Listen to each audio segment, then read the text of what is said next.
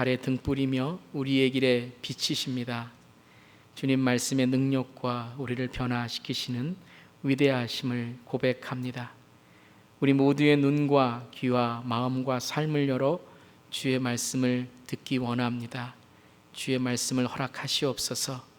저의 입술의 모든 말과 마음의 묵상이 온전히 주님께 연락되기를 바라며 예수님의 이름으로 기도드립니다. 아멘. 아멘. 샬롬. 하나님의 평강과 은혜가 사랑하는 모든 성도님들에게 함께 하시기를 주님의 이름으로 축복합니다. 아멘. 우리 지난주부터 우리 빌립보서 강해가 시작되었습니다. 빌립보서는 옥중서신이라고 했죠. 기억하세요? 옥중서신, 감옥에서 썼습니다. 하지만 감옥에 있었지만 옥중서신의 또 다른 이름이 뭐라고요? 오늘도 물어보지 말라고 그러시는데 기쁨의 서신이죠. 기쁨의 서신. 옥중서신, 감옥에서 썼지만 진정한 기쁨을 우리에게 말하는 기쁨의 서신입니다. 빌립보서는 기쁨의 감정과 흥분을 자극하는 책이 아니라 우리에게 근본적인 기쁨의 중요한 원리를 보여주는 책이다라고 함께 나누었습니다. 기쁨은 감정이 아니라 기쁨은 삶의 기준, 삶의 가치관이기 때문입니다. 마음을 속여서 기쁨의 환청을 들리도록 하는 세뇌하는 것이 아니라 우리에게 진정 기쁨이 무엇인가를 생각하게 하여서 영혼과 우리의 육을 창조하신 근원 되신 주님을 마음에 모시고 살아가는 것, 이게 기쁨이구나라는 걸 깨닫도록 하는 책이라는 것입니다. 특별히 빌립보서 강해를 하면서 우리가 조금 더 집중했으면 좋겠습니다. 우리 설교 말씀 들을 때에 조금 우리가 집중하지 못하는 것들이 많이 있는데 여러분들 조금 더 이 빌립보서를 함께 나누면서 저도 그렇고 우리 모두가 하나님의 말씀에 우리의 마음을 조금 더 집중했으면 좋겠습니다. 이 기쁨이 무엇이나 우리 지난주에 나누었죠. 첫 번째는 Jesus is my Lord. 예수님은 우리의 주인 되심을 고백하는 거다라고 했습니다. 기쁨의 주인, 내 행복의 주인, 내 삶의 주인은 내가 아니라 예수 그리스도이시다라고 고백할 때에 우리는 참 기쁨이신 예수님을 만날 수 있다고 하였습니다. 첫 번째는 Jesus is my Lord 하면 두 번째는 Jesus is my Savior. 주님은 나의 구원자라는 뜻이죠. 바로 성도의 삶입니다.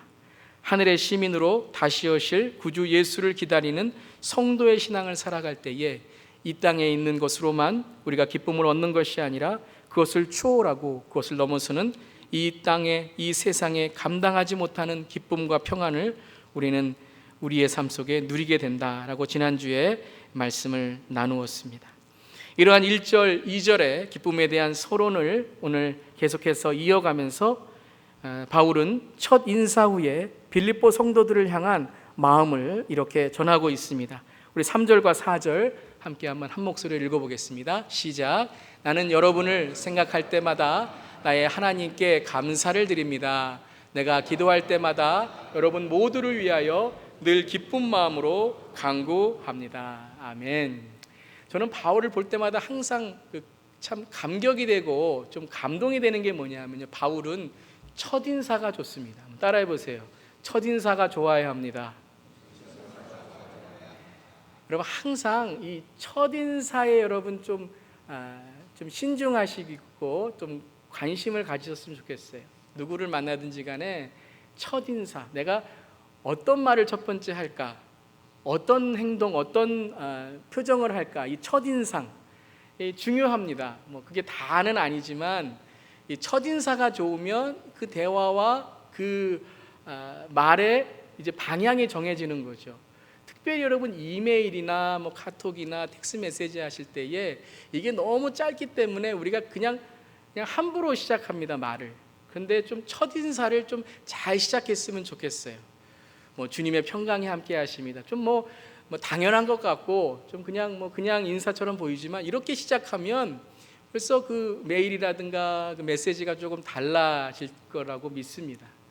바울이 그랬어요. 항상 편지를 시작할 때에 아니 왜 맨날 이 서신 썼을 때마다 이렇게 시작합니까? 라고 물어볼 수 있지만 항상 첫인사가 자기를 정리하고 정돈하며 항상 기도하는 마음으로 그 첫 번째 시작이 좋았다는 것입니다.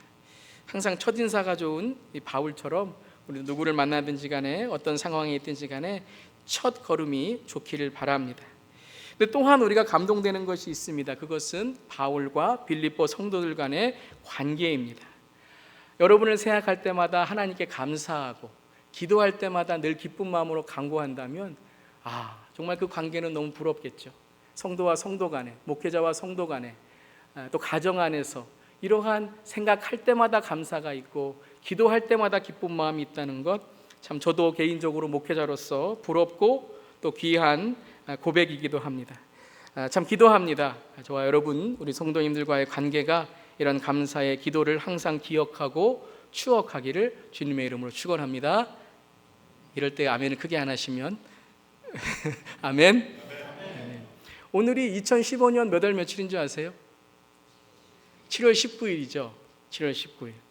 2009년 7월 19일 날 어떤 일이 일어나신지 기억하십니까? 오늘 생신이신 분 있으세요? 2009년 7월 19일은 제가 인디애나폴리스 하나장로교회 첫 시작한 주일이었습니다. 진짜 2009년에도 7월 19일이 주일이었어요. 예, 그거는 놀라시죠? 2015년 7월 19일도 주일입니다. 딱 만 6년이 됐습니다. 그리고 이제 7년째를 맞이하게 됩니다. 참 그동안 6년 기간 돌아보면서 우리의 고백, 저의 고백은 하나님의 은혜였다라는 것밖에 없죠. 그리고 우리 성도님들의 사랑을 느끼는 그런 한 해였습니다. 참 6년간 많은 일들도 있었습니다. 첫 목회를 시작하자마자 우리가 건축을 시작해서 이렇게 새 예배당을 건축하게 되었고요. 그리고 성도님들의 헌신과 또 성도님들의 후원으로 또 교회가 잘 건축이 되고 또 마무리가 되고 또 하나님의 은혜 가운데 또 성장하게 되었습니다. 정말 하나님께 모든 영광을 드리고 또 성도님들께 또한 다시 한번 감사를 드립니다.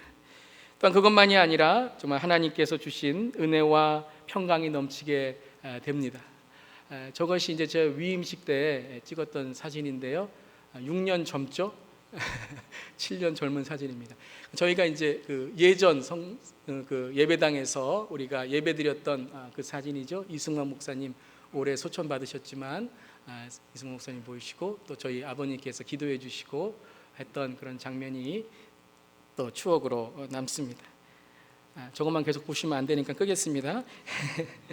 하나님께서 부어주신 은혜가 교회적으로, 가정적으로, 또 개인적으로 참 많았음을 고백합니다.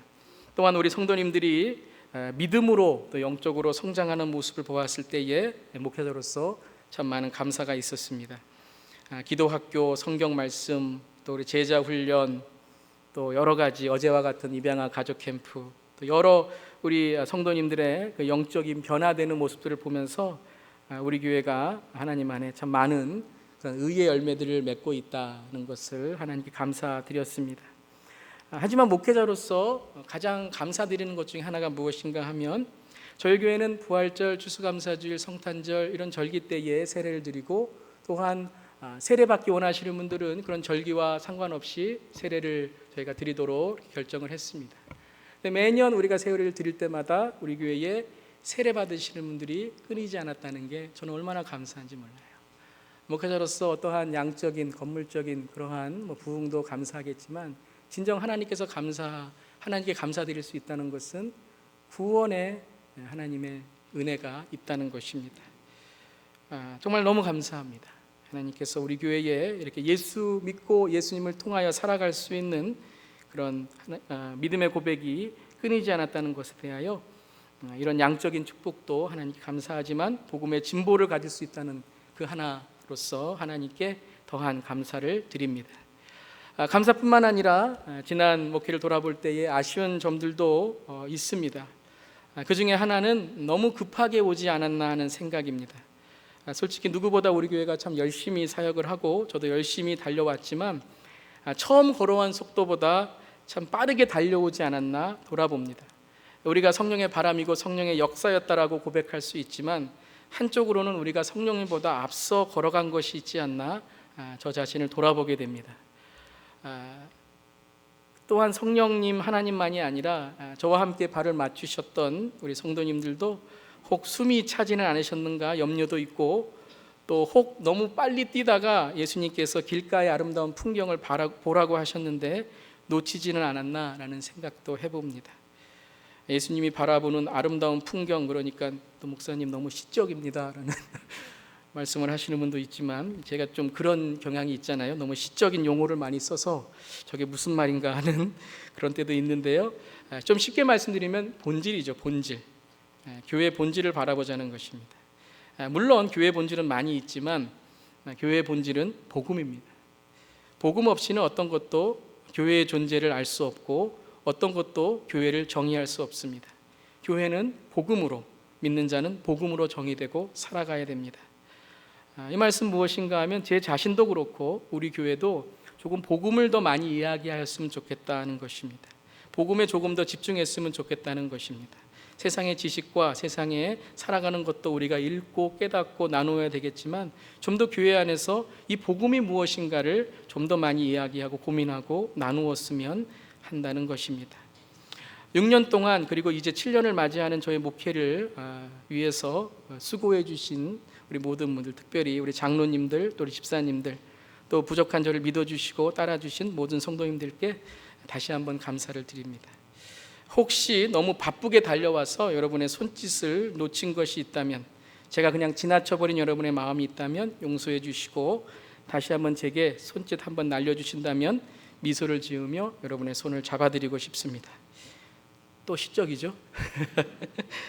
함께 힘차게 발을 맞추어 속도도 방향도 마음도 하나로 달려갔으면 좋겠습니다. 먼저 제가 더 섬기고 낮아질 수 있기를 바랍니다. 제가 목회 중에 간혹 묵상하는 말씀 중에 이사야 57장의 말씀이 있는데요, 이사야 57장 말씀에 이런 말씀이 있습니다. 겸손한 사람에게 하나님께서 용기를 주신다는 말씀입니다. 여러분, 우리는 겸손은 성품이라고 생각합니다. 그 사람은 성품이 좋기 때문에 겸손하다고 생각하지만 어떤 사람도 겸손함이 자연스러운 사람은 없습니다. 모든 인간은 다 교만한 것이 본능입니다. 높아지고 또 자기가 조금 더 갖고 그리고 남보다 조금 더 누리고 살면 사람은 자연스럽게 교만하게 됩니다. 그래서 겸손은 하나님께서 용기를 내야 된다는 것입니다. 용기는 무게입니다. 겸손은 무게를 갖고 용기를 내고 결단할 때야만 우리에게 이루어진다는 것입니다.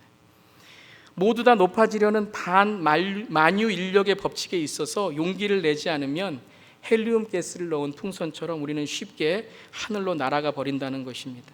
방황해 버린다는 것입니다.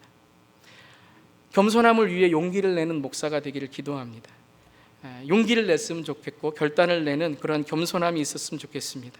근데 그것이 사람에게만 있는 것이 아니라 제일 먼저 중요한 것은 하나님께 날마다 겸손한 목회자가 되기를 간절히 기도합니다. 그것은 방금 말씀드린 것처럼 제 삶이 복음을 더 이야기하고 복음을 더 살아가는 그러한 목사가 되기를 바랍니다.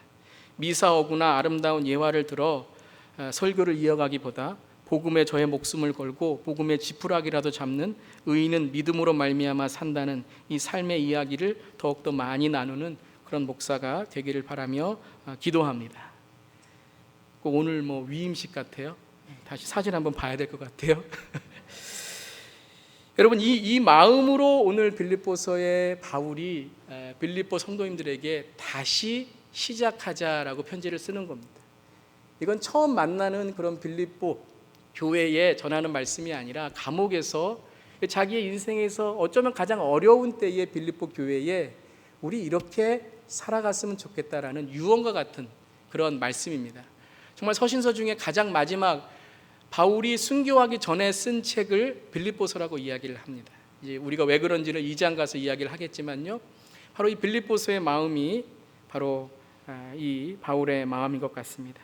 그 중에 우리 1장 6절 말씀 아마 많이 좋아하실 겁니다. 한번 함께 읽어보겠습니다. 시작. 선한 일을 여러분 가운데서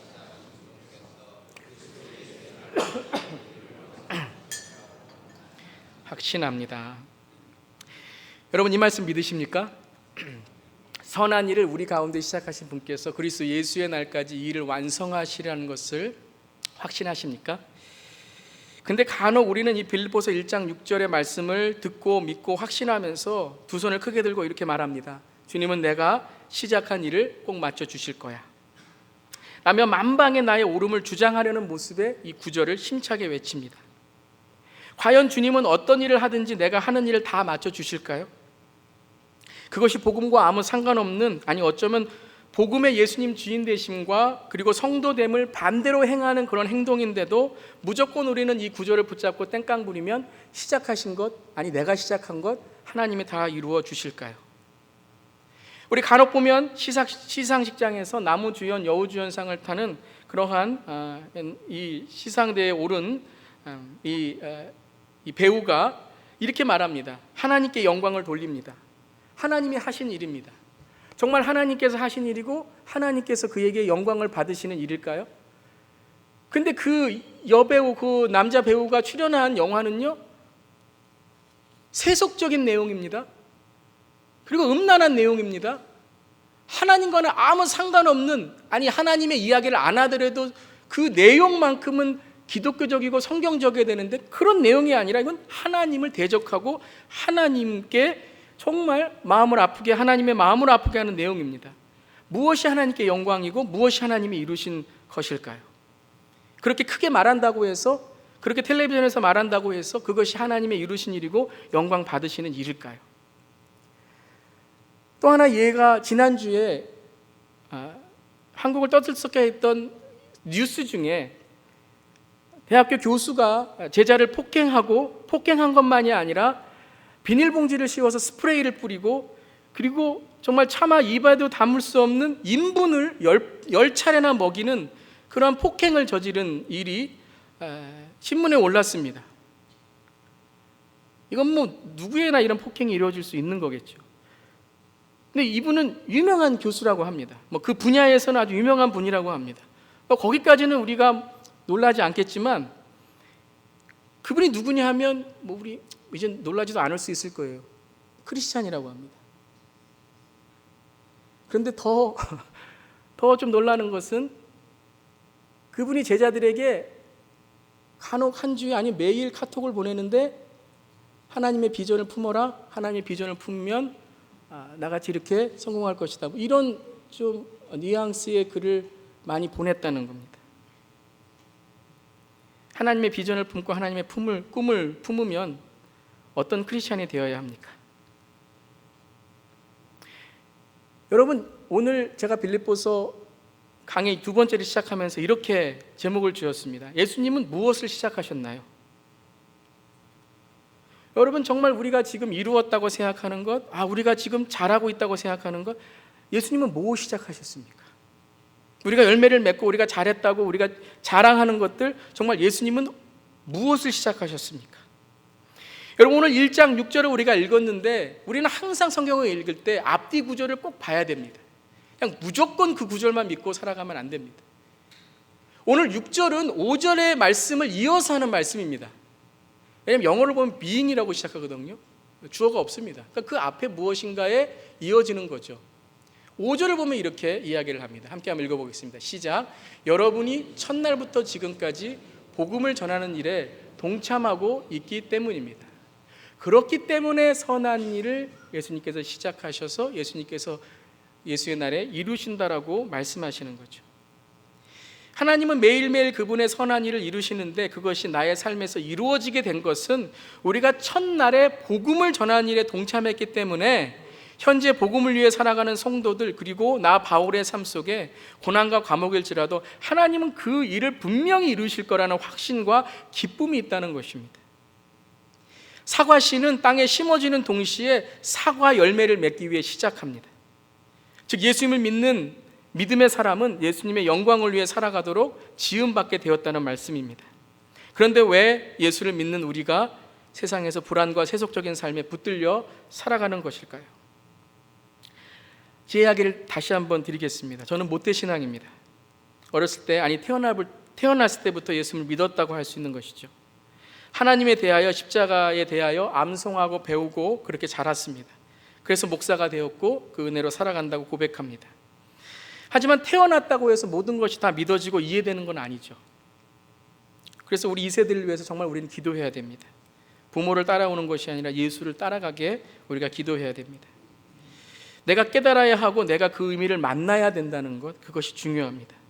목사의 아들이었지만 철치 고어였지만 모든 상을 휩쓸었고 초등부 때도 회장을 했고 중등부도 회장을 했고 고등학교 때는 그때 유행이 뭐냐 하면 이 몸은 사양하겠습니다 하고 그 일을 안 하는 게 유행이었어요. 그래서 고등부 때는 회장을 못한 게 아니라 안 했습니다. 교회가 아니고서는 살 수 없었고요, 교회를 떠나서는 저를 상상할 수 없었습니다. 그런 저에게 큰 문제가 있었습니다. 그것은 복음에 대하여 제대로 알지 못했다는 것입니다. 이것이 문제였습니다. 교회 문화는 익숙한데 체계적으로 복음에 대해서 배우지 못하고 그저 교회에 다녔기 때문에, 어떤 분들이 이렇게 말하죠. 교회에 댕겼기 때문에 시키는 것만 암송하듯 외우니 정말 교회가 뭐 하는 곳인지를 몰랐던 것입니다. 그래서 예배를 와도 딴짓하고 예배를 와도 하나님을 만나는 것이 아니라 예배 후에 있는 것들을 기다리게 된 것입니다. 왜 이런 일이 났냐 하면 복음이 확실하지 않았기 때문입니다. 왜냐하면 교회는 복음이 중요하기 때문입니다. 복음이 확실하지 않으니까 어떤 일들이 일어났냐 하면요, 신앙생활의 이유가 불투명했습니다.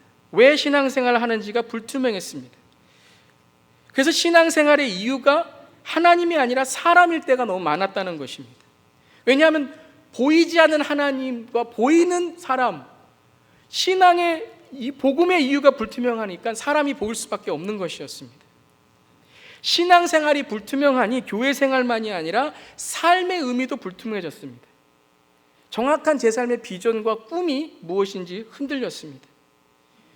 그랬더니 주님을 믿는 신앙에 의미만 얻는 것이 아니라 의미가 없으면 힘도 없죠. 그래서 삶의 갈등과 죄의 문제에 대해서 해결할 수가 없었습니다. 그래서 제일 많았던 모태신앙들이 가장 많이 갖는 그 감정이 뭐냐면 죄책감입니다. 부모님 앞에서는 잘하지만 혼자 있을 때는 그 죄를 해결하지 못해서 괴로워합니다. 아는 것 같기는 한데 말씀과 기도가 아무런 영향이 되지 않습니다. 내 죄가 해결받고 주님 안에서 깨끗해졌다는 것이 지식으로는 알지만 진짜 내 삶 속에서 그 삶이 이해가 되지 않는 것입니다. 또한 교회의 봉사에 힘이 없었습니다. 봉사를 하긴 하지만 이것을 내가 왜 하는지를 모르기 때문에 시간이 되고 반복이 되면 될수록 힘이 빠져갔습니다. 특별히 어려운 것이 있었는데 제일 어려운 게 전도였습니다. 전도는 해야겠는데 교회 나오라는 말 이외에는 할 말이 없었습니다. 왜 교회에 나와야 되는지, 교회에 나와서 뭐가 좋은지, 예수 믿으면 뭐가 좋은지, 복음에 대해서 불투명하니 특별히 전도가 많이 힘들었습니다. 그렇게 힘들어지니까 죄 가운데 붙들려 살 수밖에 없었습니다. 교회에 다니지만 이 복음에 대한 진정한 삶이 내 자아를 극복하지 못했기에 몸부림은 치지만 앞으로 나아가지 못했던 것입니다. 복음은 무엇일까요? 복음은 예수 믿는다는 한마디에만 국한되지 않습니다. 복음은 내가 예수를 믿었으니 이제 천국 기차 타고 올라탔다라는 그것을 의미하지 않습니다. 복음은 바로 예수 그리스도의 모든 것을 우리에게 뜻합니다. 예수님의 오심, 왜 오셨는가? 예수님의 가르침, 왜 그것이 내 삶에 중요한가? 예수님의 행동, 그 가르침이 내 삶에 어떻게 트랜슬레이션, 어떻게 번역되고 통역되어서 드러나는가? 그래야 다른 사람이 알아듣죠. 그리고 예수님의 십자가, 내 죄가 어떻게 해결됐는가? 그리고 부활, 해결되는 것뿐만 아니라 그 십자가에 예수님이 나를 죽음 가운데, 죄 가운데 승리케 하셨다. 그리고 예수님의 재림. 여러분, 재림은 내가 어떻게 살아가는가를 좌우합니다. 주님이 다시 오실 그때를 기다리는 사람은 오늘 내 삶에 내가 어떻게 살아가는지를 알게 되는 것이죠.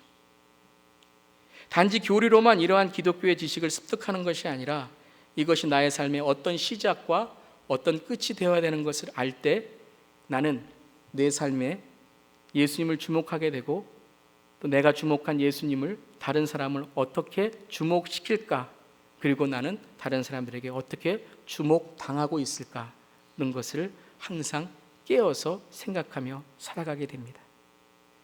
우리가 믿는다고 동의하는 것이 우리의 삶에 실제적으로 그렇게 믿어지고 있는지 아닌지 항상 돌아보게 됩니다. 그리고 그럴 만한 이유를 내가 알고 있는지 의미도 깨닫게 됩니다.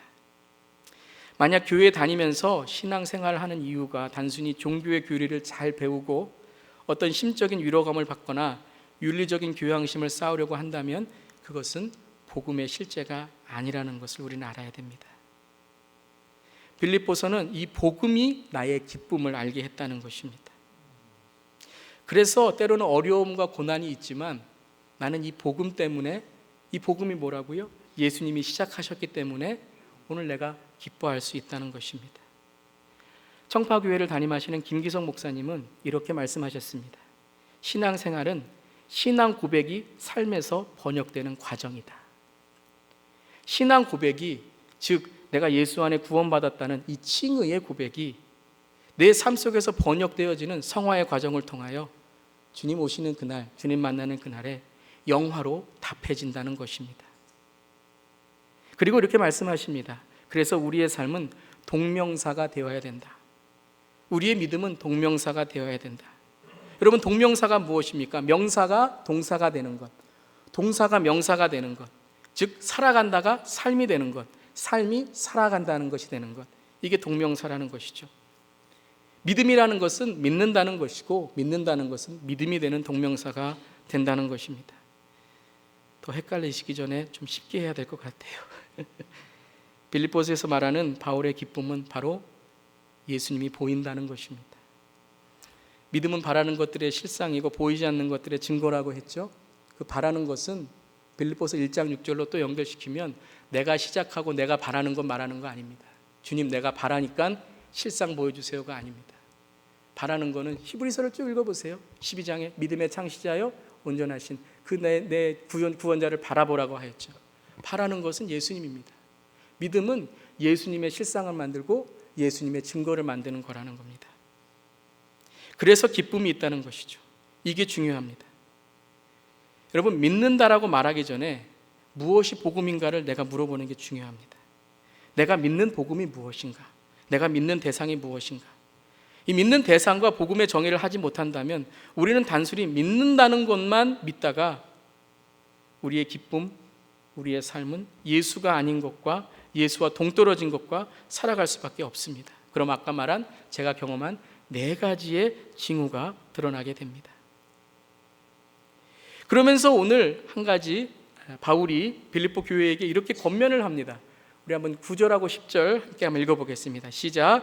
내가 기도하는 것은 여러분의 사랑이 지식과 모든 통찰력으로 더욱더 풍성하게 되어서 여러분이 가장 좋은 것이 무엇인가를 분별할 줄 알게 되는 것입니다. 자, 여러분, 이 말씀을 그냥 우리가 읽으면 좋은 말씀이다라고 끝나죠. 그런데 여러분이 복음이 무엇인가를 조금 이렇게 가만히 생각하시면 보시면 이게 왜 바울이 다시 기도한다는 말을 썼는지를 우리가 알게 됩니다. 그 말씀은 앞에는 인사였지만 이거는 권면, 조금 더 나가서 책망일 수 있다는 거예요. 좀 쉽게 말씀드리면 사랑하는 사람에게는 사랑하라고 말 안 합니다. 사랑 잘하고 있는데 사랑하라고 말 안 합니다. 용서하며 살고 있는 사람에게는 너 용서해야 되라고 말 안 합니다.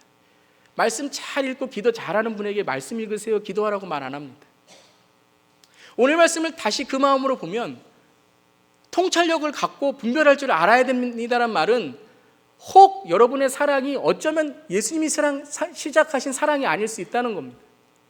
다시 한번 제가 그 마음을 갖고 여러분 읽어드리겠습니다. 내가 기도하는 것은 여러분의 사랑이 지식과 모든 통찰력으로 더욱더 풍성하게 되어서 여러분이 정말 가장 좋은 것이 무엇인가를, 다시 말씀드리면 정말 내 기쁨이 무엇인가를 분별할 줄 알게 되는 것입니다. You may be able to discern what is best for you. No, not that one. You may be able to discern what is best for God. That's my prayer. 그게 오늘 바울이 말씀하시는 겁니다. 이 얘기를 왜 하시는가를 이제 빌립보서 강해를 제가 계속하면서 이제 설명해 드릴 겁니다. 빌립보 교회 안에 어떤 일이 일어났었는지를. 여러분의 사랑이 하나님을 아는 지식, 하나님의 사랑을 깨닫지 못하면 그 사랑은 나의 이기적인 사랑으로 끝날 수밖에 없다는 것입니다.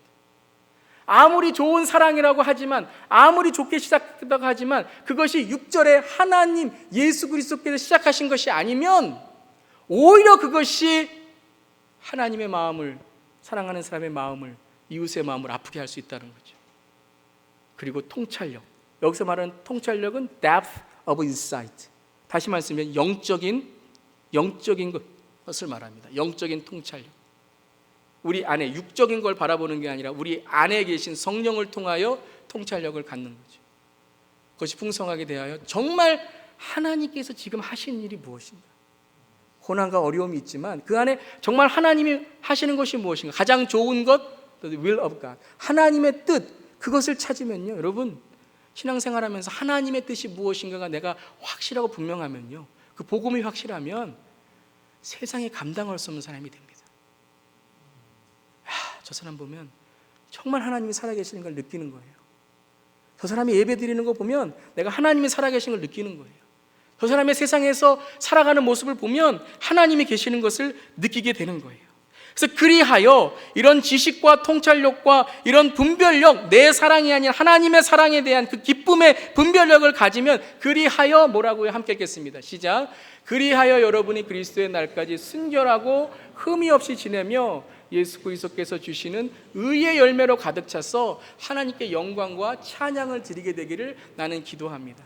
저는 오늘 여러분을 축복하고 여러분에게 이 기도를 함께 드리면서 하나님께 이 고백을 합니다. 여러분이 그리스도의 날까지 순결하고 흠이 없이 지내셔서 예수 그리스도께서 주시는 의의 열매가 가득 차서 하나님께 영광과 찬양을 드리게 되기를 간절히 기도합니다. 여러분, 마지막 십자가의 삶으로 하나님께 영광 돌리신 예수님께서 첫 번째 하신 메시지가 뭡니까? 그것이 회개하라, 천국이 가까웠느니라는 거죠. 여러분, 이 말씀은 회개하라라는 말씀이 강조된 것이 아니라 하늘나라가 가까이 왔으니 우리가 주님 안에 들어가기 위해 회개를 해야 된다는 거예요.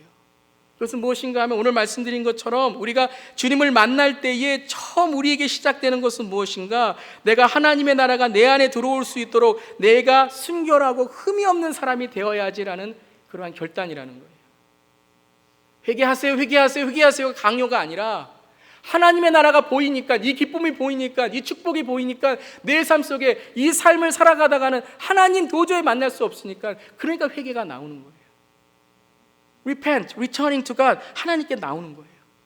나의 축복을 통해서, 나의 고난을 통해서도요.